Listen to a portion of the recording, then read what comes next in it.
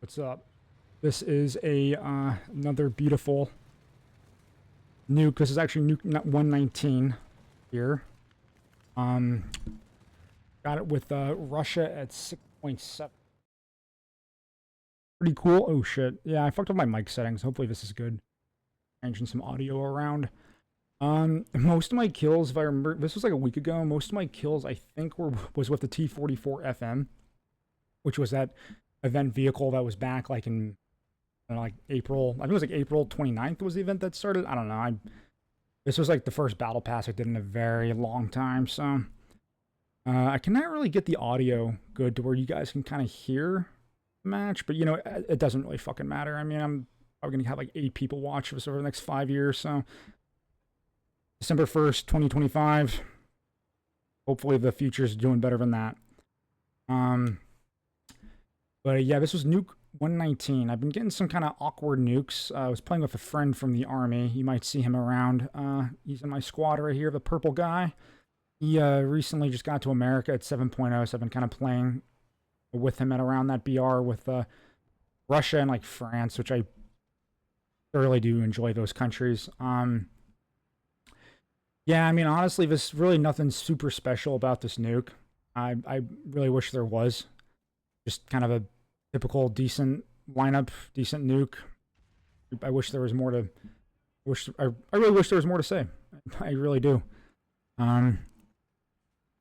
Yeah, I think I've said this before in the past, but I remember when the T-44 FM was like being put into the game, people thought it would be really dog shit because it was essentially a T-44 85 with a worse cannon and worse armor.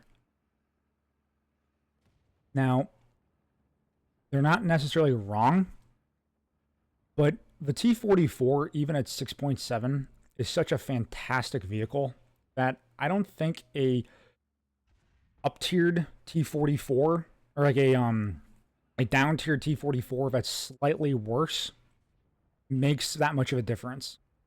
I mean, you have like the 85, you have like I forget the I don't think it's a difference of cannon. I think it's just a difference of ammunition. I think like this is essentially just a T-34, like it's like the BR-365 or whatever. You don't get the BR-365K, which has a little bit more pen and roughly the same amount of explosive filler. I think it's like 100.1 grams or like 80 grams or something like that, which is pretty good. Russia always has very good amounts of explosive filler for their APHE rounds. I'm kind of going off on a bit of a tangent here. I guess, like, long story short, I don't think the T-44 FM is bad. I mean, is it as good as a T-44 85 or like 100? Yeah, probably not. You're probably right in that. But that's not to say it's a bad fucking vehicle. You know, I mean, it's still a very solid. It's still a very solid vehicle. And like one thing I've noticed about it is that a lot of people kind of think that you're just a regular T-44, so they don't really take advantage of the weak spots on the front, like that fucking driver, you know, the driver port, the driver seat, and then my game's lagging. I've been having some connection issues recently, so that's what happened there. I swear it's not my lag switch. I'm not hacking the game, at least not yet. But because if I remember correctly, it's like the whole to this fucking thing is literally like a T-44 122, which I actually really like the T-4, and I killed the guy for it. You know what? I'm going to do this here. There you go. I can know what's going on. I killed the guy with artillery. Yeah, if I remember correctly, it's like the whole is like literally the same thing as the T-44 122. Your frontal armor is not as good, and you have like that driver port, like the driver hatch. It's kind of a bit of a weak spot. It's some Shermans have kind of something similar to that. But one of the things I really like about the T-44 and the FM has the same thing going on. You are fast. I mean, you have like virtually light tank mobility with a medium tank hull, which I think is fantastic. I think it's great. It really is a good kind of mix of firepower, maneuverability, and armor. I really don't think that you get a better mix at this BR from any other tank. Because if you look at like the Shermans, you know, the 76 millimeter ain't bad. It's not the world's best, but it's not bad. Oh yeah, there's an M44. Right? Oh shit. Um, but your armor's not really that good. Your maneuverability is mediocre. 76 mil cannon is pretty average. You're just an average fucking tank overall. There's nothing really bad about the Shermans, but there's nothing really good about them, other than maybe like the the vertical stabilizer, the shortstop stabilizer.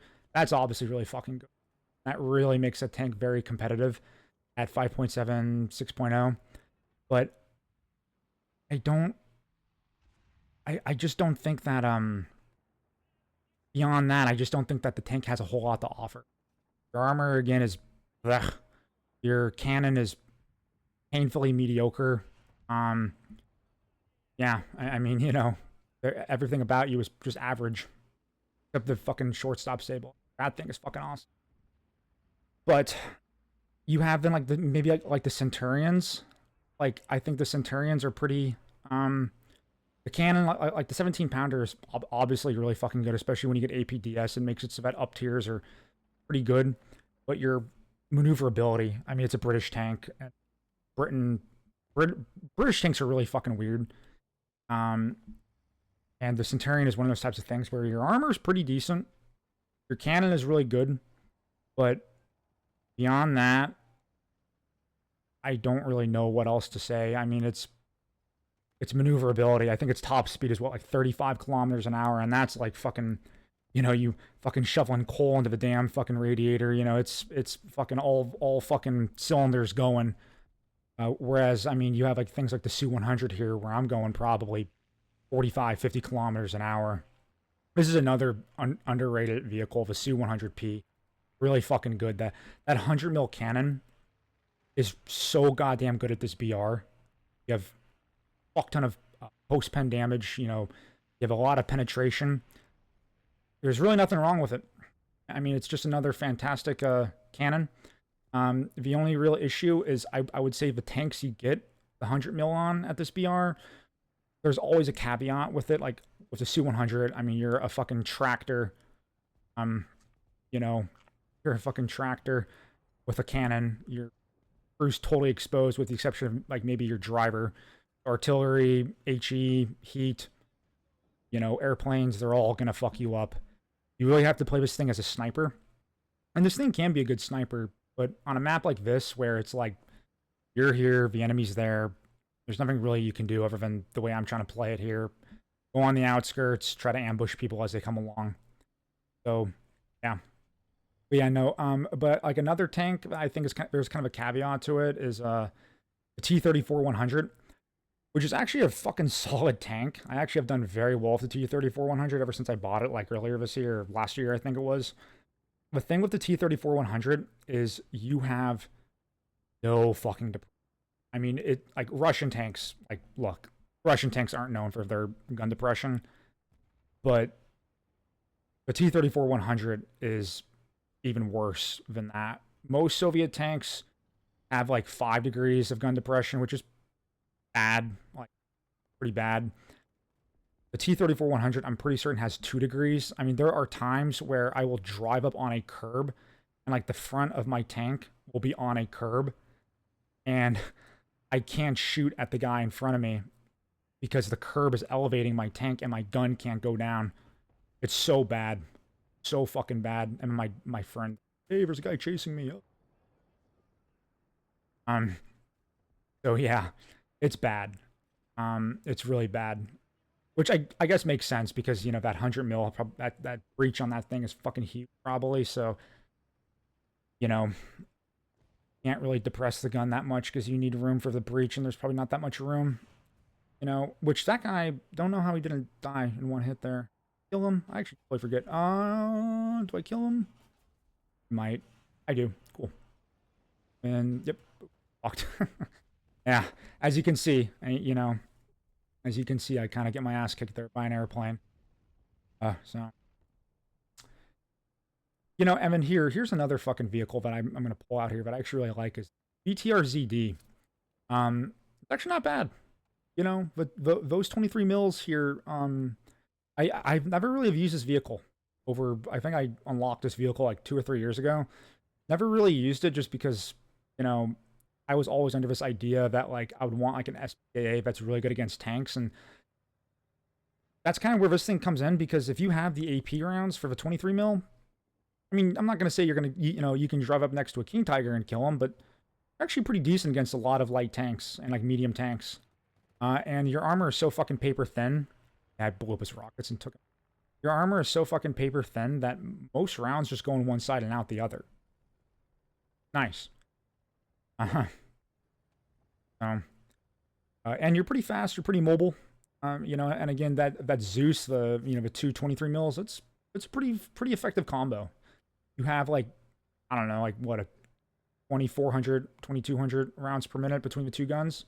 I think it's like 11 or 1200 per gun. I'm just gonna go ahead and just multiply it by 2. It's a fair extrapolation. I don't know about you. I hope the audio is doing good. I just plugged in my boom mic or whatever this is, like this like separate mic that's not from the headset. So I hope that this audio works out. I mean, I'm gonna upload it anyways. I'm just gonna go from there. But yeah, let's see here now. It's kind of getting boring. Well, the gameplay I'm talking. Let's see here. Of course, there's the Yak 9s. That's one thing I really wish that they would change or balance out is those fucking 45 mil APHE for the Yak 9s. That stuff is such bullshit. You already have fucking airplanes like the Tisma and like the Su-8, I think it is. It's like with the 445 mils. It's ridiculous that you have a Yak 9 which still retains, 25% of the firepower, or really 50% of the firepower of like a Tisma, but you have the mobility of a fighter. Like that's just ridiculous to me.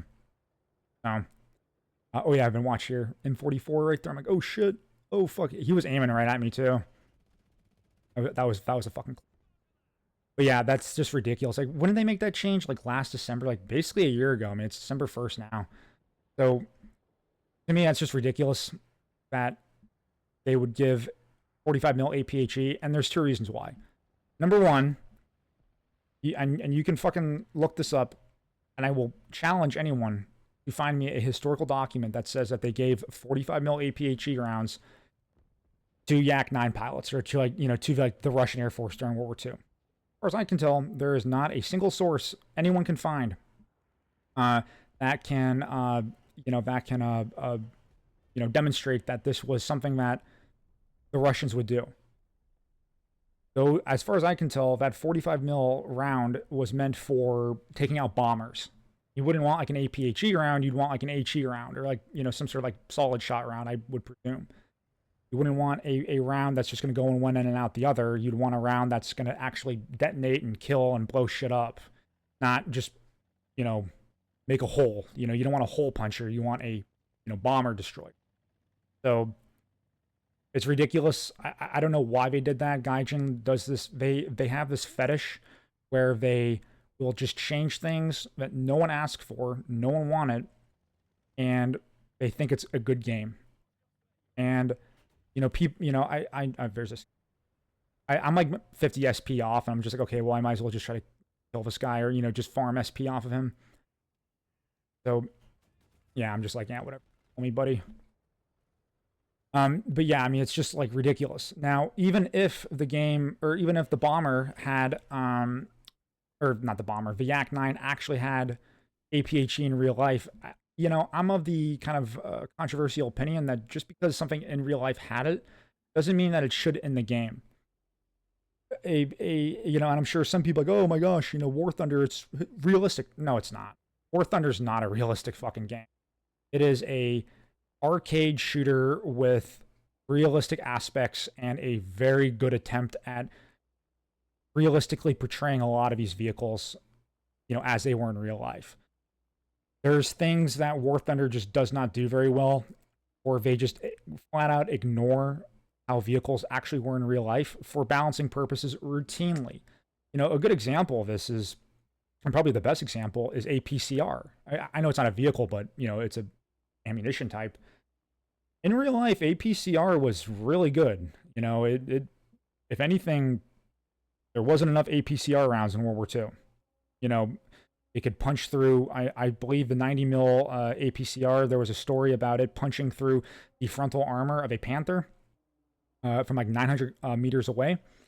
So, oh, watch this. That dude, that Bosvar, tried to team kill me, and I'm pretty certain he got banned for a day.